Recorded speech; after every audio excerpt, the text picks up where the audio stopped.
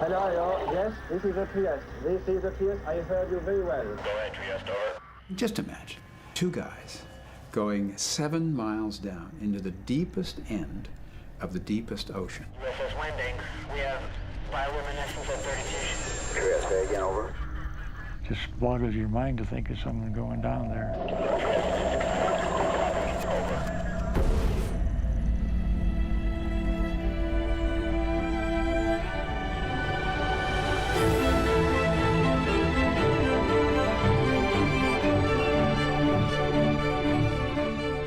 A dive to the deepest known place on Earth.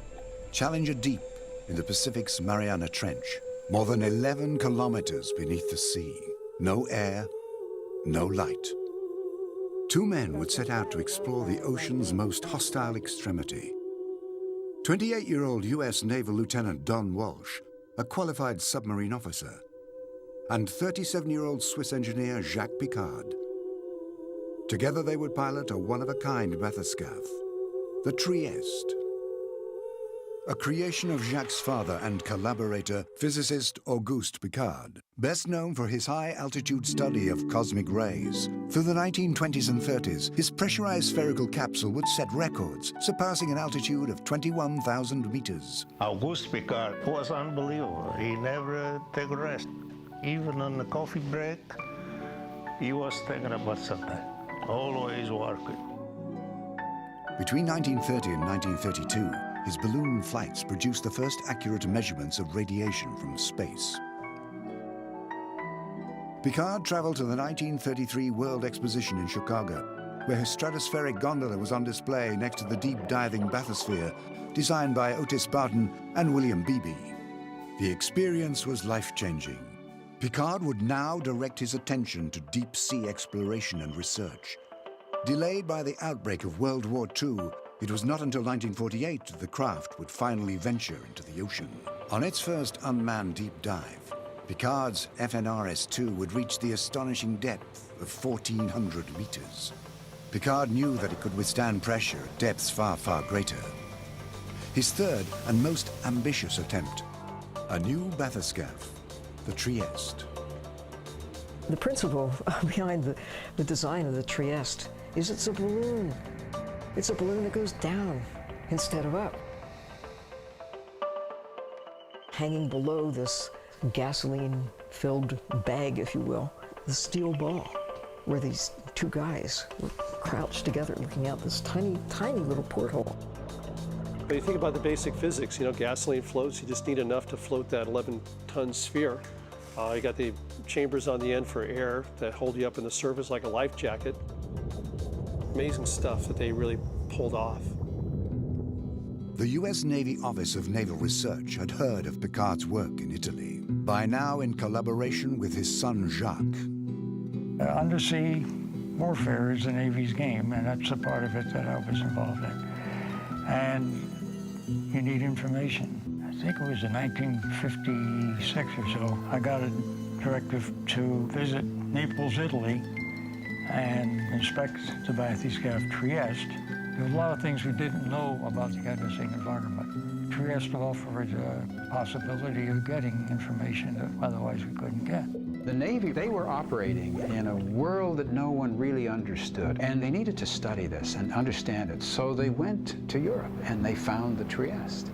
It was a very interesting visit. The team was comprised of Jacques Piccard, an Italian mechanic, Giuseppe Buono. I grew up in the shipyard in Italy, and Project Trieste come along, and that was right in. And a 12-year-old boy named Johnny. That was the entire team.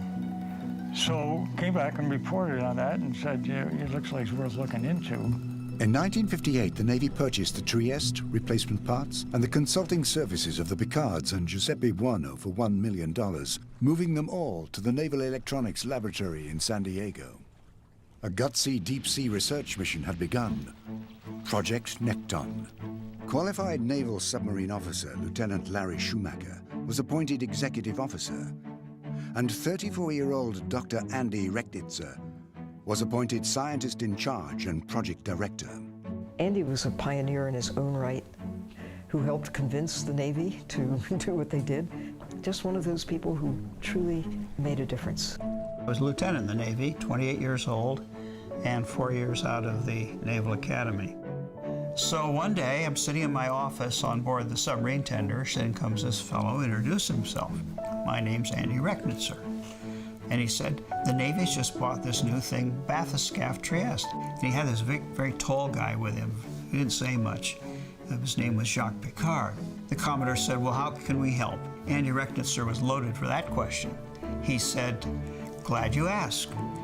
The only job description in the Navy we can find that is for a submersible pilot would be a submarine officer, one volunteer. And I became the officer in charge of the U.S. Navy bathyscaphe Trieste, my first command in the Navy. Recknitzer and Schumacher quickly assembled a small team of naval and civilian specialists, no more than 17 men in all, with a taste for the unknown. In 1959, they put a flyer out to the fleet and asked for a submarine engineman, and he found out they don't make things, submarine enginemen, so they put out a notice that we wanted machinery repairmen. And I was a brand new machinery repairman chief at that time. The goal of Project Nekton was basically to prove out this new platform, to show that it was capable of going anywhere in the world ocean. How do you do that? You go to the very deepest place in the ocean. Oh, I would like to go all the way someday. How far is all the way? 35,150 feet. And the bathyscaphe take somebody down that far, Jacques? Let's have him go, he does. In 1959, after just a handful of dives off the coast of California, Recknitzer felt the Trieste was ready for deeper water. They found what they were looking for in the Western Pacific. Nekton's mission, a dive to the deepest place on Earth, Challenger Deep, 350 kilometers southwest of Guam, 10,916 meters below the ocean's surface. Here, Mount Everest would stand 2,066 meters underwater. The Marianas Trench, it's as far away as you can get on the planet from the surface of the planet. Performance of every system on the Trieste was rigorously evaluated and adjusted. Trieste, as purchased and delivered in San Diego, was a 20,000-foot submersible. That the original cabin, which was made in Italy, and the original floater balloon was only capable of that depth. The real star was John Michel. He was the kind of guy that if you had a requirement for somebody, just tell him what you needed, give him the materials, sort of shove them under the door, and out would come the perfect piece. We needed so many things done on the scaff.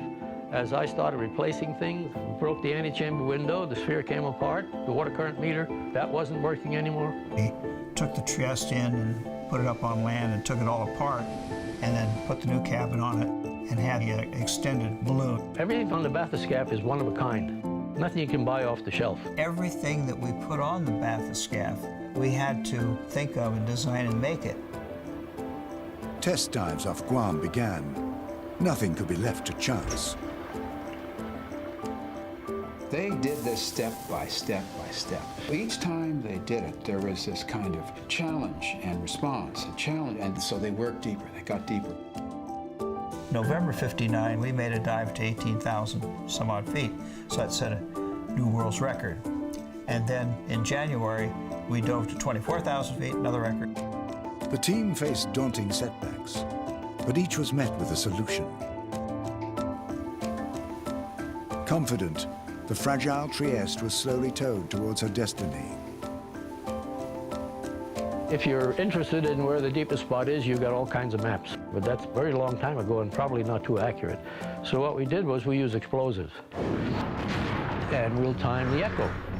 We surveyed an awful lot of water out there trying to find that deepest spot. And on the day before the deep dive, we had it pretty well nailed down where we wanted to be. After months of work, the day had come. January 23rd, 1960.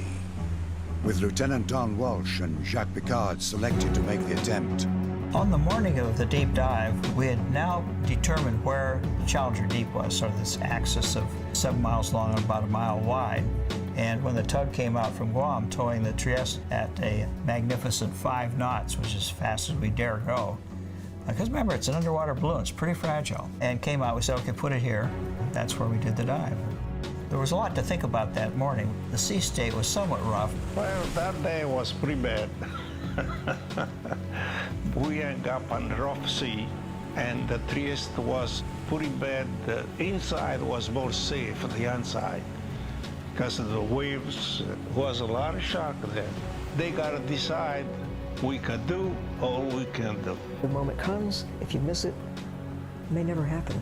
You can do all the preliminary work and all the rehearsals, but when you make that final push to the very bottom of the ocean, boy, this is for keeps. That was a big to-do. We had a meeting at our long green table. We had 2 lieutenants, myself, Picard, and Andy Recknitzer. Picard said, I don't believe we should make the dive. Andy Recknitzer says, why not? I never forgot in my life. It was 2 o'clock in the morning, Picard was sitting on my bed. I said, what do you think? He said, make the dive or not? Well, he says, I'm not sure. It's not perfect. You know, things are not perfect. See, the problem was to get out of the rubber boat to go on top of the Trieste with the waves. Was too dangerous. And Don Walsh said, sure, we can make the dive. You know, we can do this sort of thing. Picard says, and he wasn't really sure. Don Walsh come up and said, well, John, he said, you put the sphere back together. Would you make the dive? I said, hell yes. So I told him, I said, if you could get on board, you got him. Then it's good. He said, then we'll make the dive. Jacques and I went aboard the Trieste as quickly as we could. Our feeling was the longer we stayed out there, just lying to in these waves, we might have something break off that wouldn't let us make the dive. Better to get on with it. And people say, were you scared? No. We've been doing it for several months. It's, I suppose, like test flying an airplane. You're on your game, that's for sure, and the adrenaline's way up there, but that's a little different from being scared. You're just very alert to everything, every noise, every nuance. But we'd heard all of those noises and nuances already, so we were pretty much at one, if you will, with the machine. We got down the cabin and off we went.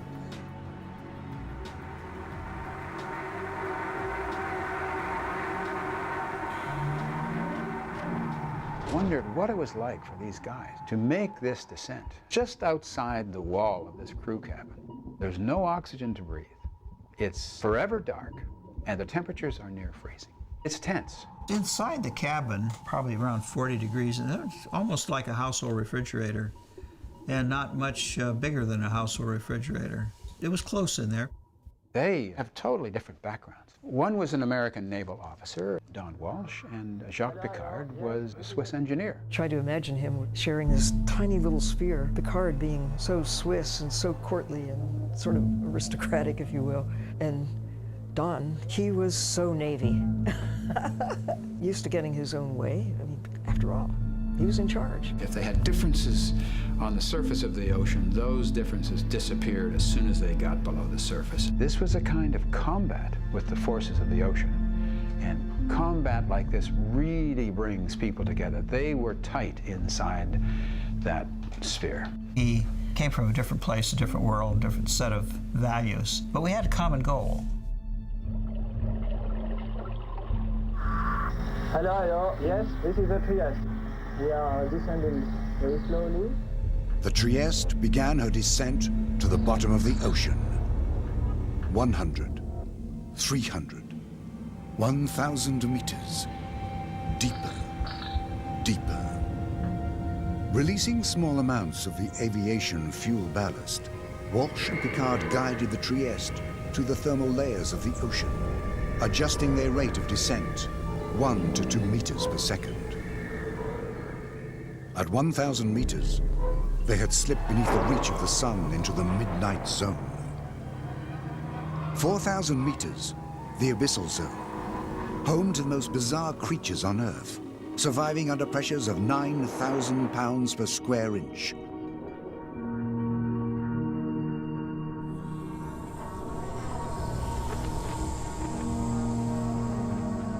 As they descend, they will be seeing these flashing lights, these luminous shapes, these forms that are moving upward as the vehicle descends. With the lights out and looking outside, you can see all these bioluminescent creatures in the ocean. It looks like, snow coming up like this. And they hear the pressure pushing on the crew cabin. The gasoline is cooling, so it's getting smaller. It's also being compressed. There was a variety of noises of the metal working. This thing is groaning in a special kind of way. 6,000 meters, the hadal-pelagic zone. Water temperature, freezing. Inside the sphere, a chilling 4.5 degrees Celsius. 9,000 meters, as deep as a commercial airliner flies high. The pressure on every square inch, almost 16,000 pounds. That's twice the weight of 2 armored Humvees. It's pressing on every square inch of steel. The total weight on the crew cabin is the full weight of the Pacific Ocean.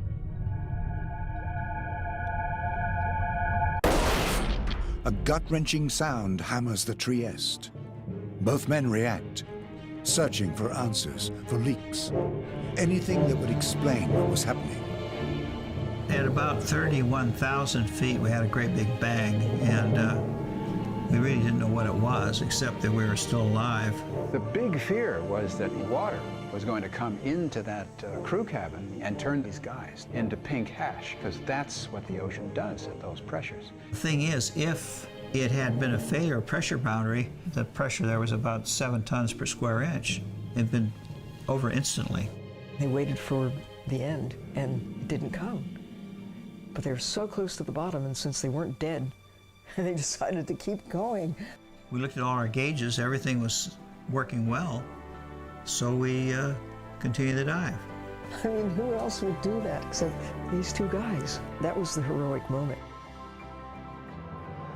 The Trieste passes 10,500 meters. Steel-shot ballast is released to slow their descent. External mercury vapor lamps beam out into crystal clear water.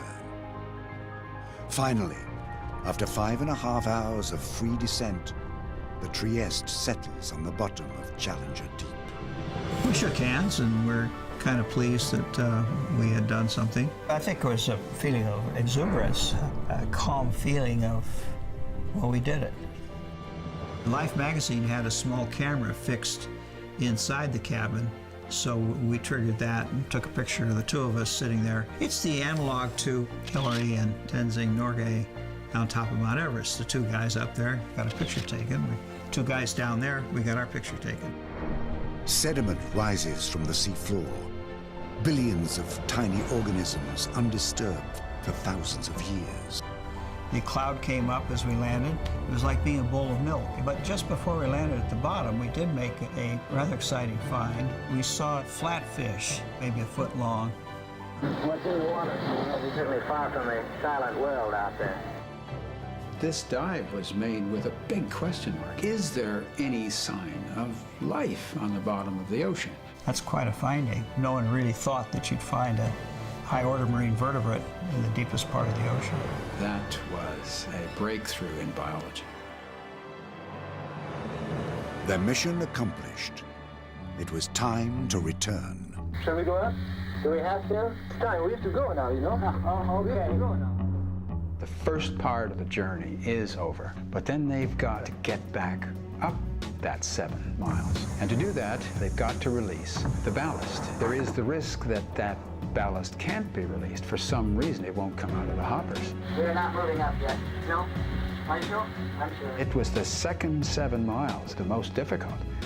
But once they started to pick off the bottom, they kind of knew that they were on their way home. Yeah, now we're up and away.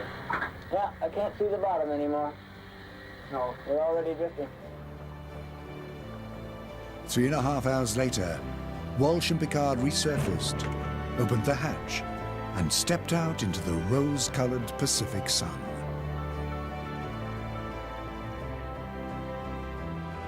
I think this is a real milestone for the Navy and for France and of course for the Picard family. But as it happened, there was another passenger on board. Well, Jacques had a specially made, Rolex did it, watch that he put inside the sail down underneath. They want to know if they can stay on that kind of pressure. So I put them in the chamber, I lock them up, secure everything, and the watch went down with the Trieste. When they come back, it was running. And from then on, in Life magazine or wherever, you saw the deep diving watch that they made that went on the Trieste. Word of the deep dive spread quickly. A record that would never be broken. Walsh, Picard, Recknitzer, and Schumacher would receive commendations from the U.S. Navy. As for the Trieste, her name would proudly carry on the traditions of deep-sea endeavor. Don and Jacques have taught us something about courage and about commitment and about overcoming obstacles to get something really important done and get it done well. These guys are heroes. These guys were incredible. To take the calculated risks that they did, they're amazing guys. They really opened up an entire new dimension of the world. Our business was not about setting records. It was incidental to testing out this new scientific platform. The ocean, you know, 70% of the Earth's surface, and there's so much of it has never been explored. And every time someone goes out, they're finding something new that can be helpful to humanity. It's astonishing that no one has been back since that first magnificent expedition on the 23rd of January, 1960. Why not? People can wish to go to the moon, and some have made it. But only 2 people have ever been to the deepest part of the ocean. They were the first. They should not be the last.